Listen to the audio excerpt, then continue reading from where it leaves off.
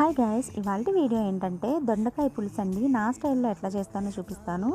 దీనికోసం ముందుగా దొండకాయని ఇలాగా 4గా కట్ చేసుకొని డీప్ ఫ్రై చేసుకొని పక్కన పెట్టుకోవాలి. ఆ తర్వాత అదే ప్యాన్లో కొంచెం ఆయిల్ తీసుకొని ఉల్లిపాయలు, పచ్చిమిరపకాయలు, కరివేపాకు, కొత్తిమీర వేసుకొని ఫ్రై చేసుకోవాలి. ఆ తర్వాత ఒక 3 టమాటాలు కూడా వేసుకొని ఫ్రై చేసుకోవాలి. ఆ తర్వాత పసుపు, కారం వేసుకొని మగ్గిన తర్వాత ఒక స్పూన్ అల్లం వెల్లుల్లి పేస్ట్ వేసుకొని ఫ్రై చేసుకోవాలి. ఆ తర్వాత చింతపండు పులుసు వేసుకొని కొద్దిగా ఉడికిన తర్వాత ఇప్పుడు సాల్ట్ని అడ్జస్ట్ చేసుకోవాలి.